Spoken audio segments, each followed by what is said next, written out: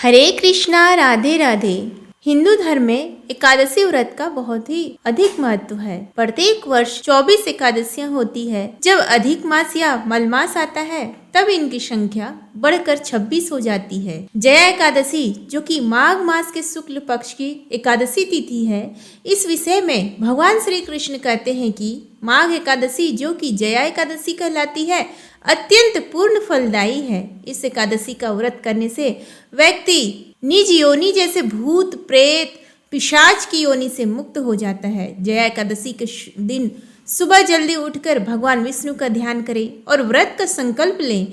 स्नान ध्यान करने के बाद मंदिर में एक चौकी पर भगवान विष्णु की मूर्ति या तस्वीर की स्थापना करें।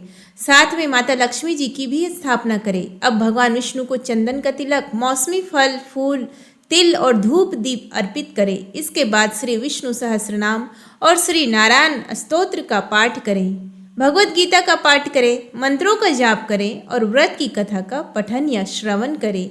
फिर सारा दिन उपवास रहकर, हो सके तो रात्रि जागरण करके एकादशी के अगले दिन यानी द्वादशी तिथि को ब्राह्मणों को भोजन कराएं। अपनी सामर्थ्य के अनुसार उन्हें दान दक्षिणा आदि दें या किसी निर्धन जरूरतमंद व्यक्ति को भी आप दान की सामग्री देकर उसके बाद भोजन ग्रहण कर सकते हैं। भोजन सात्विक होना चाहिए। स्वयं भोजन ग्रहण करने से पहले भगवान विष्णु को तुलसी जी की पत्तियों के साथ ही जो भी सात्विक भोजन है या पंचामृत है आप अर्पित करें और उसी को प्रसाद रूप में ग्रहण करके आप उसके बाद सात्विक भोजन करके अपने व्रत का पारण कर सकते हैं, यानी व्रत खोल सकते हैं। एकादशी व्रत तुलसी का पत्ता सेवन करके ही खोलना चाहिए।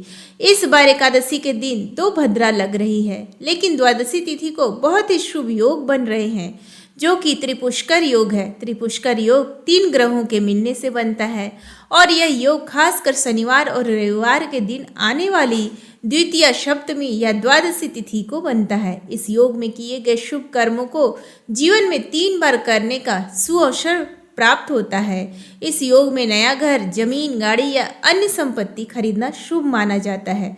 त्रिपुष्कर योग में किसी भी काम को करते समय खास सावधानी बरतनी चाहिए, क्योंकि इस समय किए गए कामों का फल 3 गुना मिलता है। इसलिए इस दौरान कर्ज लेने से बचना चाहिए। साथ ही वस्तुओं को बेचने या कर्ज देने से बचे। कीमती वस्तुओं को खोना इस दौरान बहुत ही अशुभ माना जाता है। 3 गुना लाभ मिलने वाले इस योग के दौरान धन संबंधी शुभ काम करने चाहिए। पूजा पाठ, दान या फिर धार्मिक यात्राएं करना शुभ ही होता है। कीमती चीज़ों की आप खरीदारी कर सकते हैं। इस योग के दौरान जमा किया हुआ पैसा भी आपके लिए शुभ फलदायी हो सकता है और भविष्य में आपका बैंक बैलेंस बढ़ने की संभावना ज़्यादा होती है। त्रिपुष्कर योग में कभी भी कर्ज लेने से बचना चाहिए, क्योंकि अगर इस योग में कर्ज लिया जाता है तो वह जीवन भर चुकाने में बहुत मुश्किलें आती है, या कभी कभी ऐसा होता है कि जीवन भर कर्ज में ही डूबे रह सकते हैं। और अगर इस योग में किसी को मन, वचन और कर्म से कोई दुख पहुंचाया जाए, कोई हानि पहुंचाया जाए, तो उसका परिणाम भी स्वयं ही जीवन में 3 बार भोगने को मिलता है। अब जानिए एकादशी व्रत की तिथि, शुभ मुहूर्त और भद्रा काल के समय के बारे में। साथ ही आप जानेंगे भद्रा का वास इस बार कहाँ रहेगा। इस बार माघ शुक्ल पक्ष की एकादशी तिथि 7 फरवरी शुक्रवार रात को 9:27 से प्रारंभ होगी और एकादशी तिथि समाप्त होगी 8 फरवरी शनिवार रात को 8:15 पर। और ऐसे में हिंदू पंचांग के अनुसार इस बार जया एकादशी व्रत 8 फरवरी दिन शनिवार को रहेगा। 7 फरवरी शुक्रवार को दशमी तिथि के नियमों का पालन किया जाएगा। 8 फरवरी शनिवार को ब्रह्म मुहूर्त सुबह 5:30 से लेकर 6:18 तक रहेगा। सूर्योदय होगा सुबह के 7:07 पर और सूर्यास्त शाम को 6:14 पर होगा। प्रातःकाल पूजा शुभ मुहूर्त रहेगा सुबह के 5:47 से लेकर 7:05 तक। शाम की पूजा का मुहूर्त शाम 6:06 से लेकर 7:24 तक रहेगा। राहु काल का समय सुबह के 9 बजे से लेकर 10:30 बजे तक रहेगा और भद्रा सुबह 8:48 से लेकर जो कि रात 8:48 से शुरू होगी, जो कि रात को 8:15 तक रहेगी। यानी कि इस बार लगभग पूरा दिन ही एकादशी व्रत में भद्रा रहने वाली है। द्वादशी तिथि प्रारंभ होगी 8 फरवरी शनिवार रात को 8:01 से और द्वादशी तिथि समाप्त होगी 9 फरवरी रविवार शाम को 7:25 पर। इस बार द्वादशी तिथि को बहुत ही शुभ योग बन रहे हैं। इस दिन सूर्योदय होगा सुबह 7:06 पर, सूर्यास्त शाम 6:15 पर। ब्रह्म मुहूर्त सुबह के 5:59 से लेकर 6:01 तक रहेगा। प्रातः काल पूजा मुहूर्त सुबह के 5:46 से 7:04 तक। अभिजीत मुहूर्त दोपहर के 12:13 से लेकर 12:58 तक रहेगा।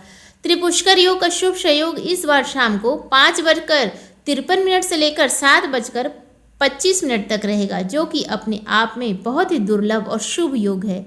अमृत काल सुबह 7:58 से लेकर 9:34 तक रहेगा। राहु काल शाम 4:30 से लेकर 6 बजे तक रहेगा। एकादशी व्रत खोला जाएगा यानी व्रत का पारण किया जाएगा 9 फरवरी दिन रविवार को सुबह 7:07 से लेकर 8:55 के बीच में। हालांकि जो लोग किसी कारण से सुबह व्रत ना खोल पाए वह दोपहर में 1 से 3 बजे के बीच में भी व्रत खोल सकते हैं, क्योंकि इस बार द्वादशी तिथि रविवार को सारा दिन रहने वाला है। इस बार भद्रा का वास स्वर्ग लोक में रहेगा, इसलिए यह भद्रा पृथ्वी लोक पर अशुभ नहीं रहेगी।